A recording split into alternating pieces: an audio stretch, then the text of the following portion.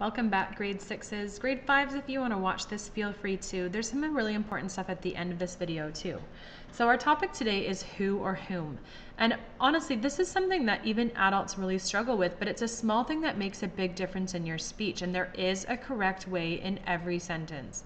A few things are a little bit of style choices, but most of the time there's a really clear choice whether who is the right answer or whom is the right answer. So what's the difference, first of all, between the two of them? Well, who is a subject pronoun, meaning it's the subject of a verb, and whom is the object pronoun. Remember, we said that object pronoun means that it comes after a verb, it's receiving the action of a verb, and we said that's a little bit tough to see, so it will become, again, clearer as we look at a couple of different examples.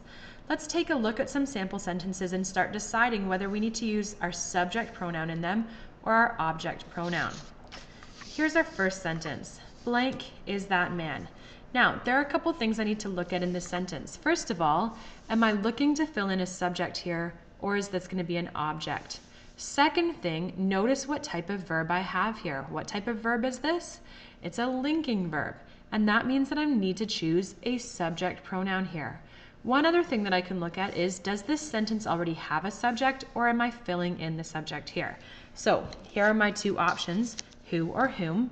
Which one makes the most sense here? We already said that is means that I need a subject pronoun. So if I say, who is that man? That's my correct answer. Now, honestly, choosing who can sometimes be the harder option. Ruling out whom is often easier.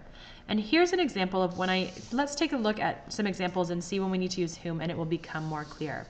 So blank did the nurse help.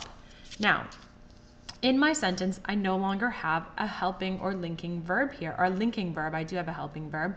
If I think about what my verb is, the verb is help, and I have a helping verb of did. So main or action verb help, did is helping me understand that it's in the past tense, right? Now, who's the subject of did help? Who helped? The nurse helped. So I already have a subject in my sentence. If I already have a subject, can I use a subject pronoun? Nope, I need to use my object pronoun. Whom did the nurse help? Now, who and whom is maybe a topic that's not familiar enough to say do what sounds right, so giving that advice isn't all that helpful. Here's an example to look at how, to understand how I'm choosing the right option here. So if I have my sentence, whom did the nurse help? And we said that the nurse is actually my subject. Let me flip it around here so that it's in front of my verb. The nurse did help, and I can clearly see that I have a subject already in front of my verb and therefore need to choose the pronoun whom. Now, the nurse did help whom would technically be correct, but that's not how we phrase things because we usually start with our question word of who or whom. So I would say, whom did the nurse help? Here's another example sentence. To blank did the doctor speak. Now, to who did the doctor speak, or to whom did the doctor speak? What one is the correct one? Once again, what's my verb? Speak is my main verb, and again I have a helping verb of did showing me that it's happening in the past tense. So who spoke? The doctor is the one that spoke. So the doctor is my subject of the verb. And I could once again rearrange the order, but I already know if I have a subject in my sentence, I can't use my subject pronoun. So I'm going to choose my object pronoun of whom and say, to whom did the doctor speak? Remember what part of speech this is? We haven't talked about it yet, but we've mentioned it in another video. This is a preposition. If I have a preposition of any kind in front of the word who or whom, I'm going to choose whom every time. So to whom did the doctor speak? From whom, of whom, about whom. Anytime I've got a preposition, it's going to be whom. One thing to kind of think about as you're practicing who and whom is that it's not going to be easy as you first do it, and you're going to need to stop and think and then choose the right one when you're writing. Obviously, we want to get to the point where we're using the right one when we're talking, and that's much harder.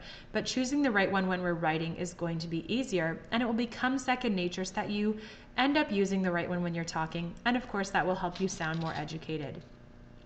One more topic now that is related to pronouns, and it's not necessarily specific to who and whom, but it's just a really good review for us in what pronoun we're choosing in different situations. I have two sample sentences here. My first sample sentence, Carol and me or I are going to the play on Sunday. Do I need to choose me or do I need to choose I? Well, there are a couple different ways I can go about this. I might think to myself, what's the verb of my sentence? Are going. That's my verb. Going, main verb, are, helping verb. So if I have a pronoun in front of here, I need to choose my subject pronouns. What's my subject pronoun? It would be I. There is, however, a much easier way to choose the correct option, and that's to get rid of whatever else is the person, the and the person in the sentence. Usually it's person and decide like this. Would I say me is going to the play on Sunday, or I am going, I said me is, but me am going to the play, or I am going to the play? Of course I would choose I. So when I add back in the Carol and, I still say Carol and I are going to the play on Sunday. Now, that one's pretty easy, and maybe you've been told if you have another person, you always say and I. But that's actually overcorrecting, and that's not the correct answer in some situations. This is one that actually drives my dad bonkers. And it's funny because it's just something that he notices all the time, and he's pointed it out to me to the point that I notice it now whenever people say it and it's not correct. So here's another sample sentence. The teacher spoke with Carol and me or I. I have even the same phrase here to show you the difference here. Now, the teacher spoke with Carol and me, or the teacher spoke with Carol and I. Which one's correct? Well, once again, I can go through the actual way of looking at finding my verb. So my verb would be spoke. And who is speaking? The teacher. So the teacher is the subject. That means I need to use my object pronoun here, and me or I, my object pronoun is me. But once again, I can figure out the right answer just by getting rid of the other person in the sentence. And would I say the teacher spoke with me or the teacher spoke with I? Well, I would definitely say the teacher spoke with me every time. So even when I add back in Carol and, I'm going to say the teacher spoke with me and not the teacher spoke with Carol and I. This is a situation where I do not say Carol and I. Carol and me is the correct choice. And once again, getting rid of the other person in the sentence is the easiest way to see why that is. Okay? When in doubt, remove the other person and it will give you the correct answer every time. Good luck on your grammar work grade 6s, and ask if you've got any questions.